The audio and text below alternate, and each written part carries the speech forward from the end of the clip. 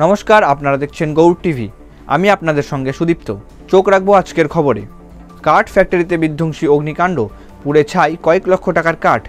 बुधवार এই ঘটনাটি ঘটেছে মালদা জেলার মোথাবাড়ি থানার গ্রিন মার্কেট এলাকায়।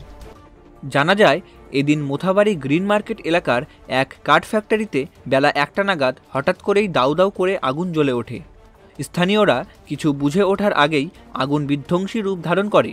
তাই তারা তড়িঘড়ি করে জল ঢেলে আগুন নিয়ন্ত্রণে আনার আপ্রাণ চেষ্টা চালান, কিন্তু আগুন কিছুতেই নিয়ন্ত্রণে না আসায় খবর দেওয়া হয় মালদা দমকল দফতরে। খবর পেয়ে ১ ঘন্টা পর ঘটনাস্থলে পৌঁছায় দমকলের ২টি ইঞ্জিন। এরপর দমকল কর্মীরা দীর্ঘক্ষণের চেষ্টার পর আগুন নিয়ন্ত্রণে আনেন বলে জানা যায়। তবে আগুন নিভলেও ওই ফ্যাক্টরির ৫০ লক্ষ থেকে ৬০ লক্ষ টাকার কাঠ পুড়ে ছাই হয়ে যায়। যদিও আগুন লাগার কারণ সম্পর্কে এখনো কোনো কিছু জানা যায়নি। শর্ট সার্কিটের মতো মনে হয় হয়েছিল, সামান্য ১ মিনিটও টাইম দেয়নি। এই ফ্যাক্টরি পরপর ৩টে ফ্যাক্টরি আছে। এই ৩টে ফ্যাক্টরিতে মোথাবাড়ির লোকালের ৫০০-৬০০ লোকের পরিবার চলে। টোটাল মানে প্লাইউডের ফ্যাক্টরি, দরজা যে কাঠের দরজাগুলো হয় সেই দরজার ফ্যাক্টরিগুলো এখানেই তৈরি হয় সব কিছু।